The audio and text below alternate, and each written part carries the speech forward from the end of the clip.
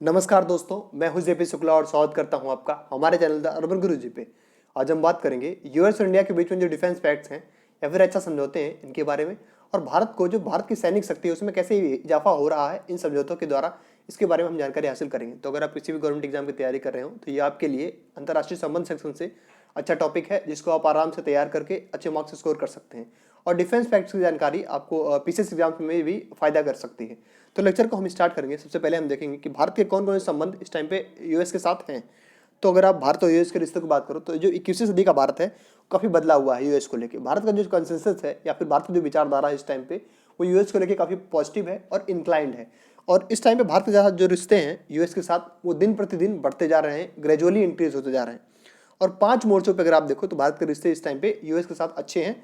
पहला जो रिश्ता मजबूत है वो है हमारा जो स्ट्रेटेजिक टाई है, या फिर जिसको हम लोग सामरिक महत्व बोलते हैं, या फिर सामरिक जो गठबंधन है हमारा वो बहुत मजबूत है। क्योंकि अगर आप देखो तो इंडो पैसिफिक में या फिर जो एशिया प्रशांत है या फिर भारतीय प्रशांत जो क्षेत्र है उसमें जो भारत एकमात्र ऐसा देश है दुनिया में जो यूएस का एलाई है और एक मजबूती के तरीके से वो चाइना का मुकाबला कर रहा है। तो एक बैलेंस ऑफ पावर के रूप में यूएस के लिए एक बढ़िया एलाई भारत इस टाइम पे उभर के आ रहा है, जिसके लिए स्ट्रेटेजिकली देखा आप तो बहुत फायदेमंद है भारत के लिए। और दूसरी बात है भारत और यूएस के जो इकोनॉमिक टाइज हैं या फिर आप देखो तो आर्थिक जो गठबंधन है वो धीरे धीरे बढ़ते जा रहे हैं। और भारत ज़्यादा से ज़्यादा अपने सामान सर्विस सेक्टर के जैसे आईटी कंपनीज के आप देखो तो बहुत सारे लोग हमारे यहाँ के यूएस में काम करते हैं, या फिर यूएस के आप देखो तो बहुत सारे ब्रांड आईफोन हो गया या और डेल वगैरह हैं वो इंडिया में बिकते हैं। तो उस तरह से हमारा जो ट्रेड डिफिसिट है उसको भी धीरे धीरे कम किया जा रहा है और म्यूचुअल जो ट्रेड है उसको बढ़ावा दिया जा रहा है। तीसरी जो इंपॉर्टेंट टॉपिक्स है हमारे रिलेशंस के बीच में उसमें है पीपल टू पीपल कनेक्ट। अब जो भारत में लोगों की विचारधारा है यूएस को लेके वो काफ़ी अच्छी है, इस टाइम पे पॉजिटिव है। अब इसी प्रकार से यूएस में जो भारत में के लोगों की विचारधारा है वो काफ़ी पॉजिटिव है। तो अभी रिसेंटली एक रिपोर्ट आई थी, गैलप ने कराया था सर्वे। अब गैलप के सर्वे के हिसाब से 74% के अप्रॉक्स में जो यूएस के लोग हैं, 2018 का सर्वे जो उनका था उसके हिसाब से 74% के अप्रॉक्स यूएस के लोग इंडिया को फेवरेबल कंट्री मानते हैं। और इस टाइम की रिपोर्ट के हिसाब से भी 72% के अप्रॉक्स लोग पॉजिटिव इंटेंट रखते हैं भारत के प्रति या भारत को फेवरेबल कंट्री मानते हैं। और वो अप्रॉक्सीमेटली 4th या 6th रैंक देते हैं। पहले वो रैंक 6 थी, अब इस टाइम पे 4th हो रही है, धीरे धीरे इम्प्रोवाइज हो रही है रैंक। और एक तरह से भारत का जो पॉजिटिवनेस है वो धीरे धीरे फैल रहा है दुनिया में। और एक और जो टॉपिक है इंपॉर्टेंट इस टाइम पे मल्टीपोलरिज्म, मतलब कि क्या कि पहले ये था जब कोल्ड वार चल रही थी तो उस टाइम पे बाईपोलर सब कुछ चीज़ें थी। तो इंडिया का जो इंक्लाइंड रुख था यूएसएसआर के प्रति वो हमेशा से ही एक यूनिपोलर रवैया था। लेकिन जब से दुनिया में बहुत सारे पावर सेंटर हो चुके हैं तो दुनिया में हर एक देश ये मानता है कि किसी एक देश से दुनिया नहीं चल सकती। तो एक तरह से हर जगह पावर सेंटर का होना बहुत ज़रूरी है और इसमें म्यूचुअली इंडिया और यूएस साथ दे रहे हैं। अगला जो स्टांस है वो है चाइना को लेके। तो अब हम जानते हैं कि हमारा भी एक तरह से एनिमी कंट्री चाइना है इस टाइम पे, और यूएस का भी मीनवाइल एनिमी कंट्री चाइना है, क्योंकि उसकी जो सुपर पावर की स्ट्रेटजी है या फिर सुपर पावर का जो स्टेटस है उसको चुनौती केवल चाइना ही दे रहा है इस टाइम पे। और भारत की जो सॉवरेंटी है उससे सबसे बड़ा खतरा इस टाइम पे चाइना ही है। तो एक तरह से म्यूचुअल जो एनिमी है वो चाइना है, इसको लेकर भारत एक स्टेज पे यूएस के साथ खड़ा दिखाई दे रहा है। अब हम बात करते हैं कि कौन कौन से डिफेंस पैक्ट्स हमने साइन करे हैं यूएस के साथ रिसेंट टाइम्स में। तो पहला जो है वो है जिसोमिया, ये बड़ा इंपॉर्टेंट डिफेंस पैक्ट है। इसको बोलते हैं हम लोग general security of military information agreement 2002। तो 2002 में ये एग्रीमेंट साइन हुआ था एक तरह से मिलिट्री इन्फॉर्मेशन एक्सचेंज को लेके।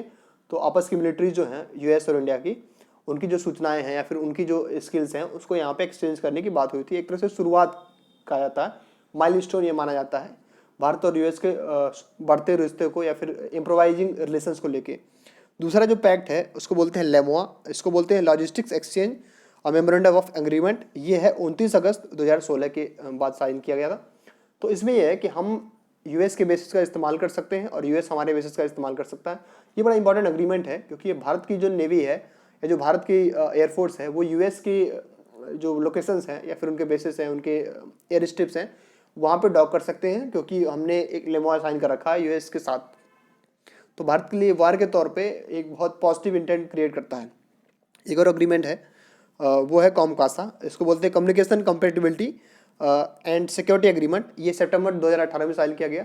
इसके साथ हम लोग मिलिट्री इंटेलिजेंस शेयर करते हैं, बहुत सारे जो इनपुट्स होते हैं मिलिट्री के उसको शेयर करते हैं। CIA वगैरह जो भी उनकी इंटेलिजेंसी है, या हमारी जो RNDW है और बहुत सारी IB वगैरह हैं, तो ये अपनी जो डेटा शेयरिंग है उसको करते हैं, जिससे म्यूचुअल अंडरस्टैंडिंग होती है किसी भी इशू को लेके, टेररिज्म को लेके, या मान लो हमारे कोई डिप्लोमेटिक टाइज में कहीं गड़बड़ी आ रही है, कोई कंट्री हमारी सॉवरेंटी को खतरा है, तो उस टाइम पे हम हेल्प कर सकते हैं एक दूसरे की। एक और एग्रीमेंट है जो अभी ऑनगोइंग है, मतलब उस पर बातचीत चल रही है, नेगोशिएशन चल रही है, और मोस्ट प्रोबेबली वो जल्दी ही 6 महीने या 1 साल में साइन हो जाएगा। उसको बोलते हैं बेका, basic exchange and cooperation agreement. अगर ये साइन हो जाता है तो उसके बाद हम और यूएस में एक तरह से मोस्ट प्रिफर्ड कंट्रीज हो जाएंगे, और हमारे जो ट्रेड के साथ साथ जो मिलिट्री टाइज है या फिर डिफेंस टाइज है वो और मजबूत हो जाएंगे। तो इस तरह से आप देखो तो 3 से 4 एग्रीमेंट के द्वारा भारत और यूएस के रिलेशन धीरे धीरे इम्प्रोवाइज हो रहे हैं और एक डिफरेंट लेवल पे पहुंच चुके हैं। अब हम बात करते हैं कि भारत ने कहाँ कहाँ पे यूएस का सपोर्ट पाया है, या यूएस ने कहाँ कहाँ पे भारत को सपोर्ट किया है। तो अगर आप बात करो MTCR की, तो मिसाइल टेक्नोलॉजी कंट्रोल रिजीम, ये बड़ा इंपॉर्टेंट ग्रुप है। एनर्जी जो इंडिया वर्ल्ड में पूरे एनर्जी जो सप्लाई होती है उसको एक्सचेंज करता है, और मिसाइल की जो टेक्नोलॉजी है पूरे वर्ल्ड में इसको कंट्रोल करता है कि मतलब कौन बैलिस्टिक मिसाइल बना सकता है, कौन कितनी रेंज की मिसाइल बना सकता है, ये सब चीज़ों को कंट्रोल करता है। तो इसमें भारत को एंट्री दिलाई यहाँ पे यूएस ने, यूएस के सपोर्ट के साथ। क्वाड ग्रुप का इंडिया मेंबर है, क्वाड्रिलेटरल सिक्योरिटी डायलॉग, जिसका ग्रुप इंडिया मेंबर है along with Australia, Japan and US. तो यहाँ पे भी भारत के लिए एक पॉजिटिविटी यूएस ने क्रिएट करी। इसके अलावा NSG न्यूक्लियर सप्लाई ग्रुप में यूएस भारत की वकालत लगातार कर रहा है। हालांकि चाइना ने एंट्री ब्लॉक कर रखी है, और मोस्ट प्रोबेबली रिसेंटली अगर आप देखो तो जिस तरह से इंसिडेंट यहाँ पे गलवान वैली में हुआ है, उसके बाद से अगर यूएस थोड़ा प्रेशर बनाता है तो यहाँ पे NSG में एंट्री भारत को मिल सकती है। इसके अलावा G7 में भारत की एंट्री लगभग तय मानी जा रही है, क्योंकि यूएस ने प्रपोज कर रखा है। और सिक्योरिटी काउंसिल में भी परमानेंट सीट के लिए यूएस, रसिया, फ्रांस और ब्रिटेन चारों ने यहाँ पे सहमति दे रखी है। चाइना हमेशा से ब्लॉक करता आया है, तो अगर वो एक तरह से मान जाता है तो भारत के लिए फ़ायदा होता है। इसके अलावा देखो तो न्यूक्लियर सप्लाई ग्रुप्स में बहुत सारे हैं, जैसे ऑस्ट्रेलिया ग्रुप हो गया या वासेना अरेंजमेंट हो गया। यहाँ भी भारत का साथ हमेशा यूएस देता रहा है और भारत की वकालत या फिर एडवोकेसी करता रहा है। तो इस तरह आप देखो तो भारत को बहुत सारे मोर्चों पर यूएस ने सपोर्ट किया है। इसके अलावा अगर हम बात करें करंट सिनेरियो, तो अगर अभी आप देखो तो चाइनीज अग्रेशन जो है इंडो पैसिफिक रीजन में, चाहे आप वियतनाम को लेकर देख लो, साउथ चाइना सी में देख लो, फिलीपींस का देख लो, जापान का देख लो, सेंकाकू आइलैंड, तो पूरे जो इंडियन ओशियन रीजन है या इंडो पैसिफिक ओशियन रीजन है उसमें पूरा चाइना का एग्रेशन बढ़ता जा रहा है। चाइनीज जो मिलिट्री है PLA, उसके द्वारा बहुत सारे लोगों को एनक्रोच किया जा रहा है, टेरिटरीज को।